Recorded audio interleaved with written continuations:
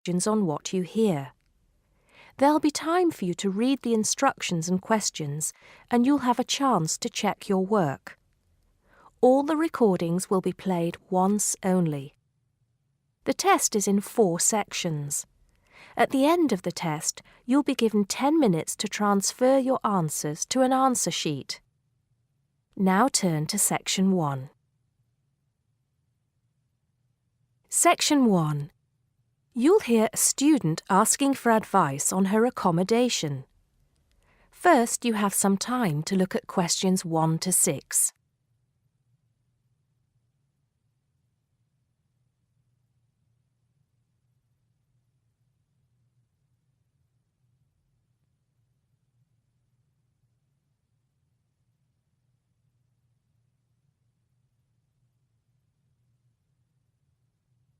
You'll see that there is an example which has been done for you.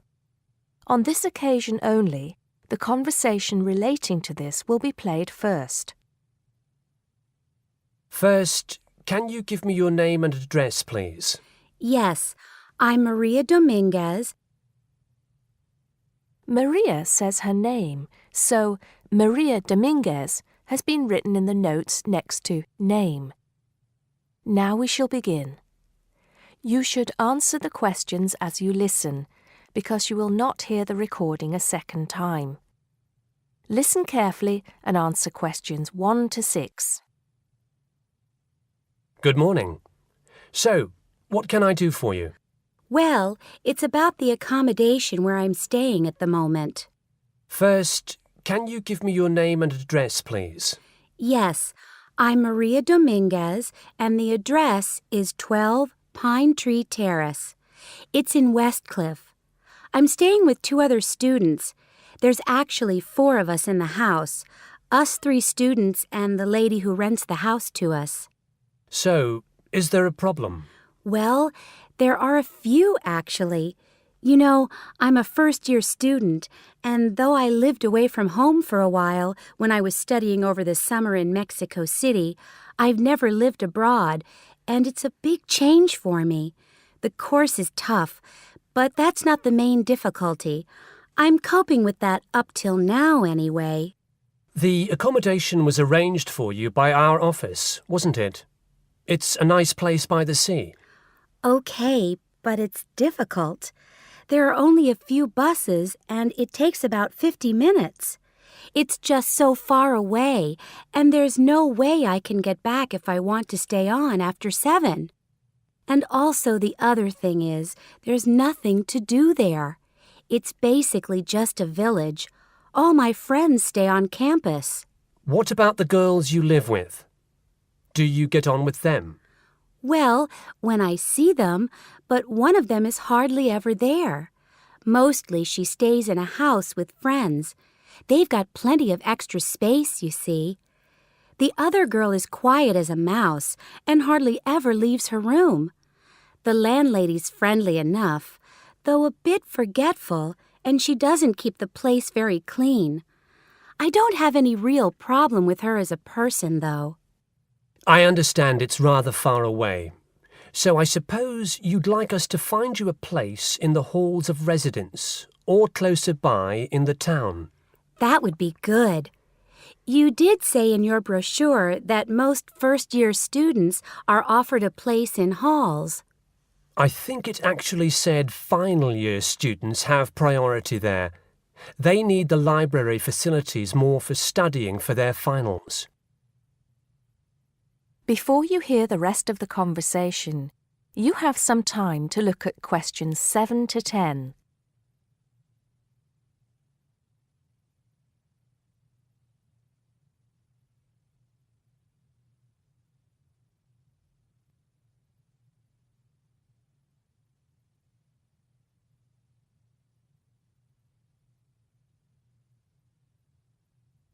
Now listen and answer questions 7 to 10. Anyway, let's see what we can do. Just a moment, I'll check what might be free. Sometimes students drop out or move from halls, though we were full at the beginning of term. By the way, Have you checked the student notice boards? You know there's one in each of the 4 colleges, don't you? There are often requests for people to share houses, and it can be quite cheap. No, I hadn't thought of that, but it's a bit of a risk living with complete strangers. Now, I see there's a room free in Hillside College. That's the one with the tall tower, right? That's it.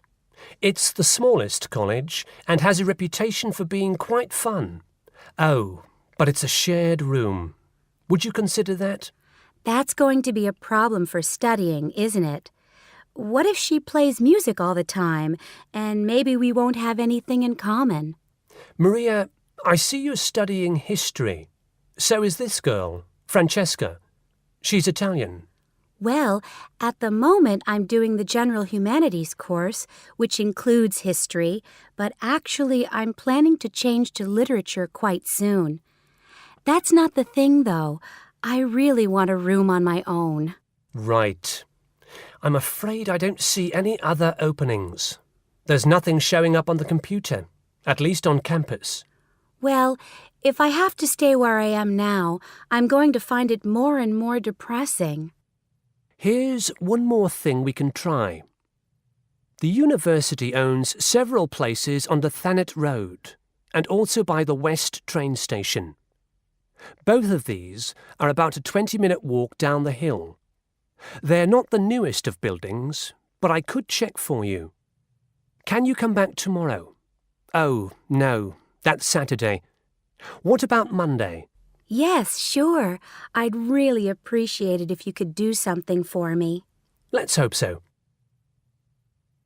That is the end of section 1. You now have half a minute to check your answers.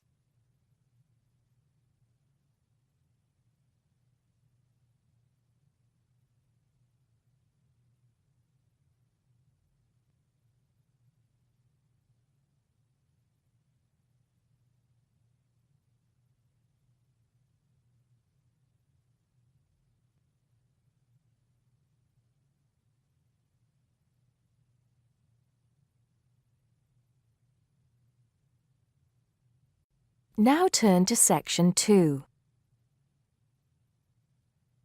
Section 2. You'll hear a man talking about living and working on Trinidad. First, you have some time to look at questions 11 to 15.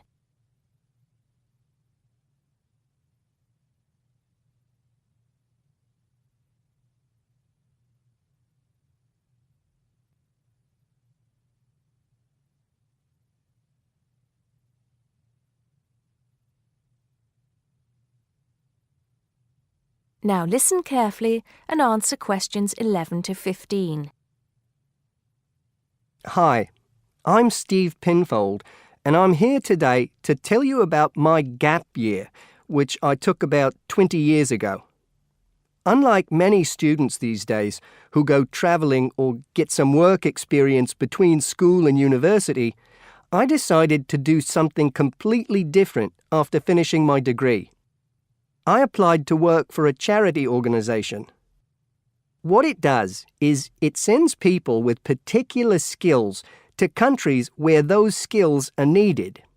Apart from having some experience teaching English to summer school students, I didn't have any particularly useful skills, I thought, but luckily I was still accepted. I had to find the money for the flight, but you get free accommodation. I stayed with a family of 5. And you do get paid, but not much. It's a bit like pocket money, enough to get by. I worked in an orphanage and taught English at a local school. Where was I? Well, originally I was going to be sent to a village in India, but at the last minute the organisation decided to send me to Trinidad. Now, this is a fascinating place. It's an island in the Caribbean. Well, in fact, the country is actually 2 islands.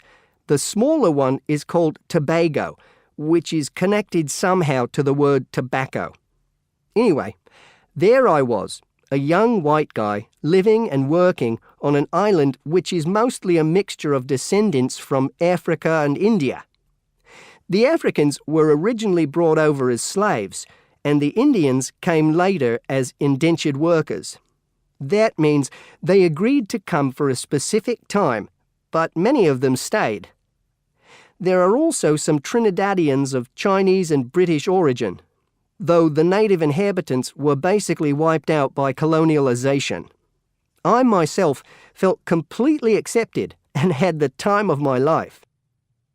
The language everyone speaks is English, so there was no problem for me there, but some concepts don't quite translate. They're pure Trinidadian.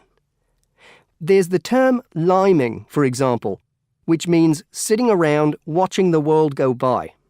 Also, there's the famous carnival, when the whole island is taken up in playing mass. For a whole month, around February or March, it depends when Easter is, everyone's busy preparing costumes, practicing calypsos, soca and steel pan music, and most importantly, partying.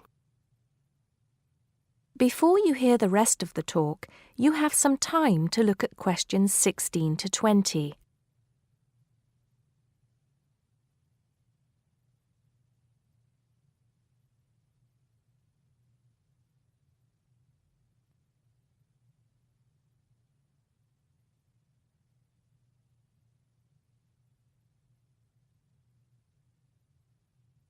Now listen and answer questions 16 to 20. When the actual official carnival starts, it's days of 24-hour dancing in the streets. In Trinidad, it's called whining. You've probably seen this sort of thing on TV, in the more famous carnival in Rio, or even at the Notting Hill Carnival in London. Many people join bands, each one of which has a theme. For example, the Sea or Jungle Fever, and they have costumes designed and made to go with the theme. These can cost $1,000 for the king and queen of each band. They're incredible. The whole city is a non-stop party zone full of colour and sound. It's serious too. The bands are in competition and the winner gets $1 million. Sorry, I got a bit carried away with those memories. Back to my real job there. The orphanage was called St. Augustine's, and that's also the name of the place where it was, St. Augustine, a town just outside the capital city, Port of Spain. I didn't have any particular job description, just to be with the children and tell stories, sing songs and play games. Oh, and we also went camping in the jungle once. I could tell you a few stories about that particular escapade. Every time I arrived at the gate, kids would come running towards me, shouting, with big smiles on their faces. The younger children seemed fascinated by my blonde hair and loved to touch it as if it was something miraculous. The English teaching I did 2 days a week in a primary school for 6 to 11-year-olds. The kids may have been poor, but they all wore neat and clean uniforms and were so respectful and enthusiastic. I've now been teaching for many years in different countries, and I still think those were the best students I've ever taught. What else did I do while I was there? I swam a lot. Can you imagine what it's like swimming with dolphins and with pelicans diving into the sea right next to you? More seriously, I trained to be a Samaritan. That's someone who listens and supports people who have problems with their lives. Overall, what I took from the experience was a sense of being in another culture, or rather cultures. As humans, we all share many characteristics, but we express ourselves in various ways. In Trinidad, there are lots of different communities and religions, and so many different kinds of festival to see. Hindu, Muslim, Christian, as well as some rather mysterious African traditions. There are quite a few Rastafarians too. Trinidad is, as Americans are fond of saying of their own country, a melting pot where everybody is greeted warmly. Go and see for yourself. I'm not sure how it's changed since I was there, but I'd love to find out. That is the end of section 2. You now have half a minute to check your answers.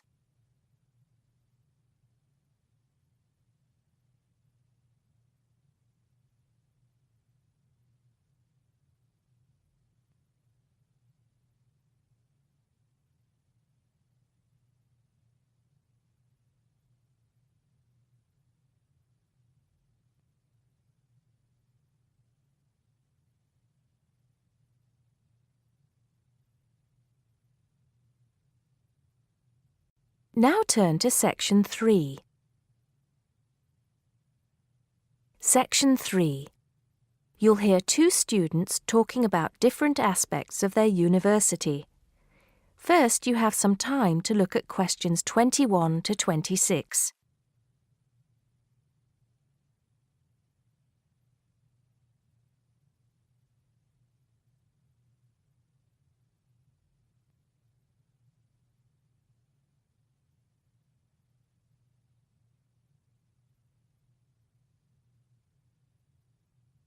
Now listen carefully and answer questions 21 to 26.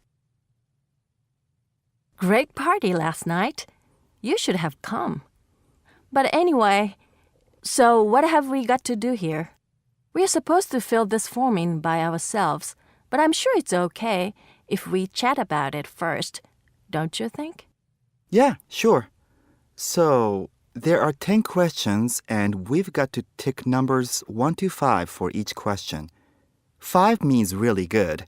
1 is bad. Question number 1. Was the course well organized?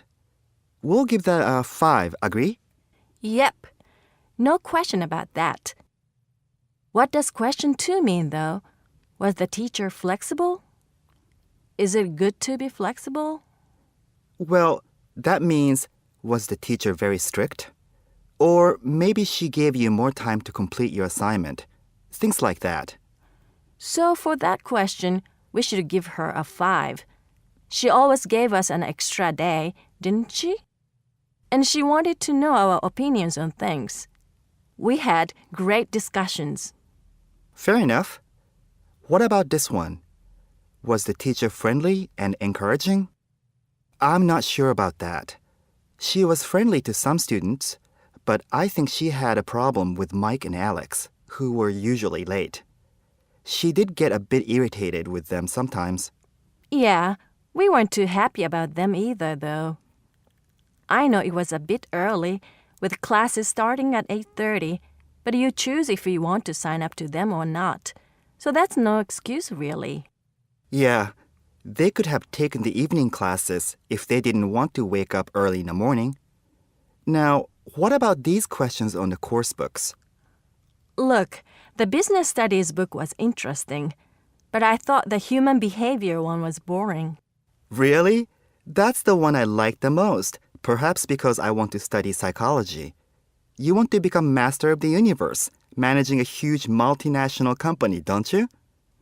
There's nothing wrong with being ambitious, you know? The best laid plans of mice and men. What's that? Some sort of quote? Stop being so literary. Let's get on with question 5. Did you find the campus library a useful resource? Well, most of the books I wanted had already been taken out, but the internet access was definitely useful. Let's give that a 4. Okay, and the staff there were always friendly and helpful. Before you hear the rest of the conversation, you have some time to look at questions 27 to 30.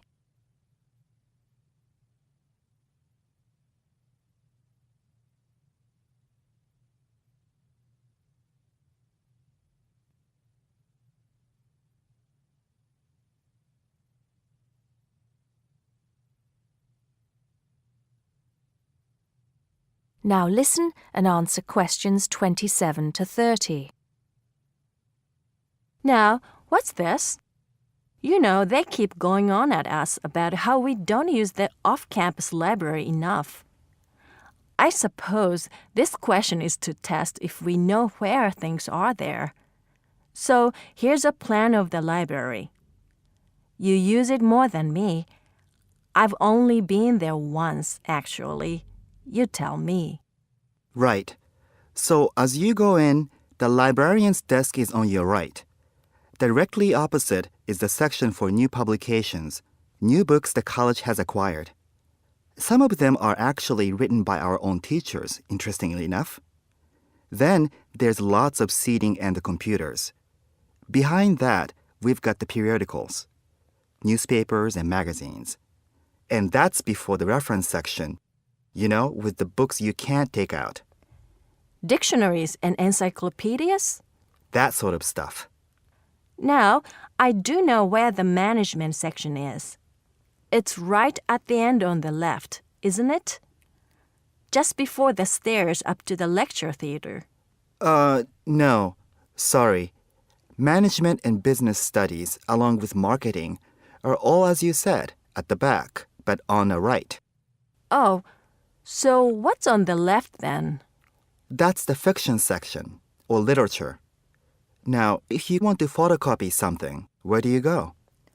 I think I remember. Isn't it one of the rooms after the entrance on the right? Yeah. It's between the multimedia room and the seminar room. They're all behind the librarian's desk. What about the toilets?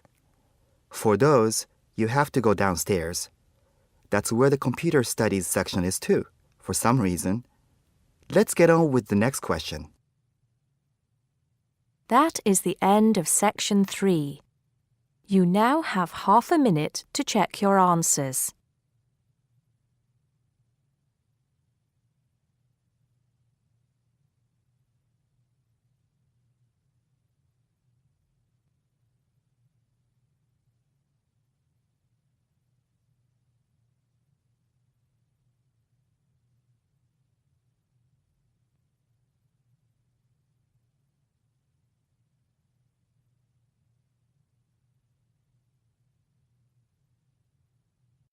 Now turn to section 4.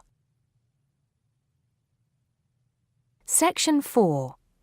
You'll hear a lecturer talking to students about sport in Ireland. First, you have some time to look at questions 31 to 33.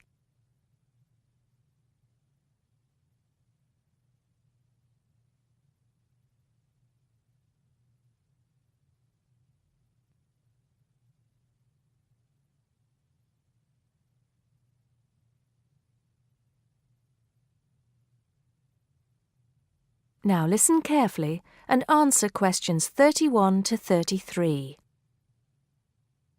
Now, today we're going to be finding out about the most popular sports in the Emerald Isle. That's Ireland, of course. Can you guess what they are? Well, there are these two lesser-played games, a form of rounders and Gaelic handball. But we'll start with one which is perhaps over 3,000 years old, arriving in Ireland with the Celts, some claim. That may be a slight exaggeration, but I consider it to be the fastest field game in the world, and it goes by the name of hurling. Well, that's what it's known as in the English-speaking world anyway. So, what do you have to do?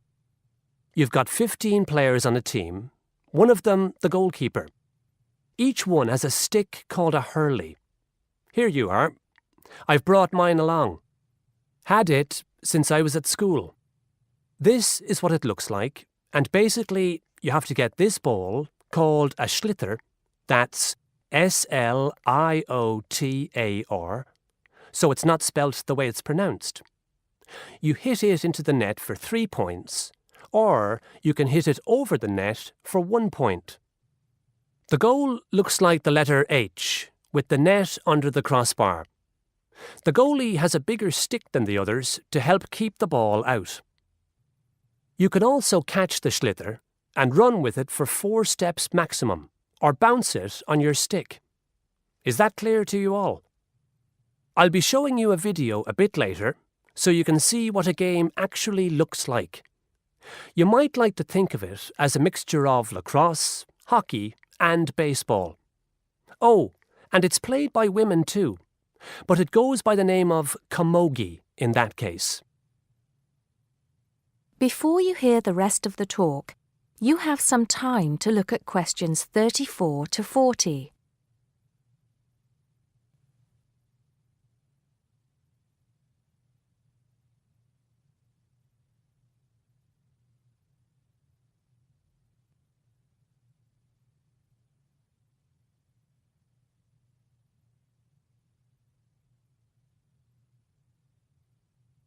Now listen and answer questions 34 to 40. I'll give you a bit of the history, shall I now?